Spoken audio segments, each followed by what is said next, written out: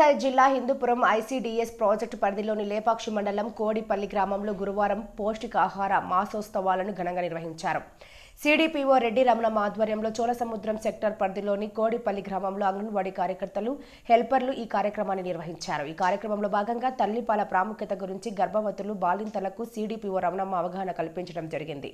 Anaemia నివారణ చర్యలు, పోషక పదార్థాల యొక్క ప్రాముఖ్యత గురించి వారికి సిడిపిఓ తెలియజేశారు. ఈ కార్యక్రమంలో సిడిపిఓ రెడ్డి రమణమ్మతో పాటు సూపర్వైజర్ మంజుల, అంగన్వాడీ కార్యకర్తలు గౌరమ్మ, లీలావతి, శ్వేత, సరిత, ఓబమ్మ, ఇంద్రమ్మ, తాజున్, కళావతి, బాలింతలు, గర్భవతులు పాల్గొన్నారు.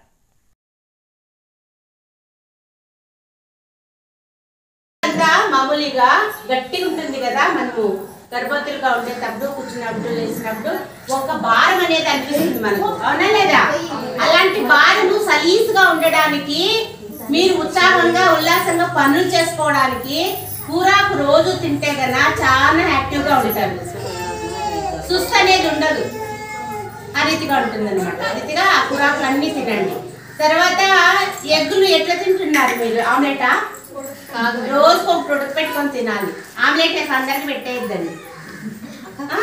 రోజుకు గుడ్డు అనేది ప్రతిరోజు గుడ్డు తింటేనే ప్రతిరోజు విటమిన్ ఆ బిడ్డకు అందుతుంది.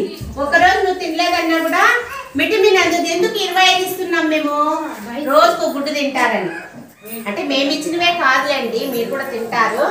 అయితే వీటి మధ్యలో మీరు తెచ్చుకునేది కూడా తింటే అది ఇది కలిసి మంచి పుష్టికరమైన ఆహారాన్ని మీరు భుజిస్తారనే సమతుల్య ఆహారం కొరకై మేము ఇవన్నీ చెప్తున్నాం.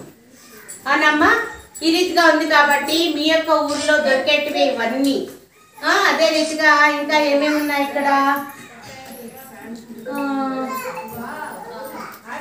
పప్పు దినుసులు కూడా అన్నిటినీ వాడాలి. అదే రీతిగా అనీమియా ఎవరికి తక్కువ ఉందో వాళ్ళు ఎక్స్ట్రా ఫుడ్ అనేది తినాలి. అనీమియా అంటే ఏంది? హెచ్పి లెవెల్ అంటే ఏంది? ఏందో కాదు, రక్తహీనత, లోపపోషణ. రక్తహీనత అని ఎప్పుడంటారు? రక్తం లేనప్పుడు. లోపపోషణ ఏమంటారు? ఆహారం తిన్నప్పుడు కదా. ఇవి రెండు మీరు మెయింటైన్ చేయాలి. ఎవరికన్నా ఎంతుంది మా గర్భవతికి హెచ్పి లెవెల్ ఎంతుంది నీకు? 11 పాయింట్ ఉందా? 12 పాయింట్లు ఉంటే మనకు మంచి డెలివరీ సమయంలో సుఖప్రసవం బాగా అవుతుంది అనమాట. సర్జరీ దీనికి పోకుండా, సిజరీకి పోకుండా. మీకు ఎంత ఉందిమా? 12? వెరీ గుడ్, అట్లా కనపడవు. బాగుంది. ఇంకా ఎవరు? ఈమె మీకు ఎంత ఉందమ్మా? 11 ఉందా? కరెక్టా? Very good. ఆ రీతిగా రక్తం అనేది మీకు 11 ఉందా? మీరు కరెక్ట్ చెప్తే కరెక్టే, కానీ ఇప్పుడే చేసినావా? Very good. రక్తహీనత అలా ఉంటే రక్తహీనత అనేది ఉండదు. మన భారతదేశమే రక్తహీనతలో చాలా ఈస్ట్లో ఉంది అని అర్థము. కానీ మనం బాగా తినాలి, మంచి ఆరోగ్యవంతులుగా ఉండాలి. ఇప్పుడు భారతదేశం అంటే ఇప్పుడు జనాందోళన కార్యక్రమంలో ప్రతిరోజు మనం ఫోటోలు అప్లోడ్ చేయాలి. ఆంధ్రప్రదేశ్ ఏ లిస్ట్లో ఉంది చూసుకుంటారు. వాటికి దేశాలన్నీ చూస్తేనే కదా ఆంధ్రప్రదేశ్ చూసేది, అన్న కదమ్మా.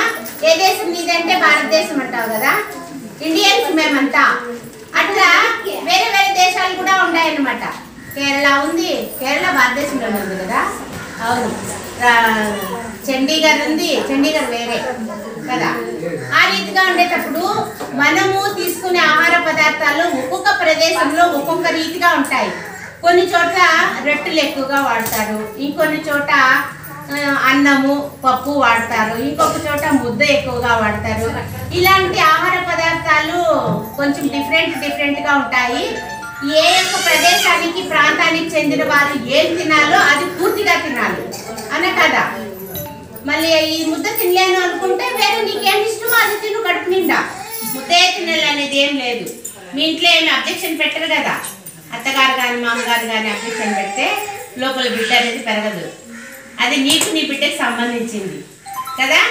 ఈ రీతిగా బాగా తినండి, పుష్టిగా ఉండండి. మంచి బిడ్డలకు ప్రసవం ఇచ్చినప్పుడు ఆరోగ్యమైన బిడ్డల్ని కనండి.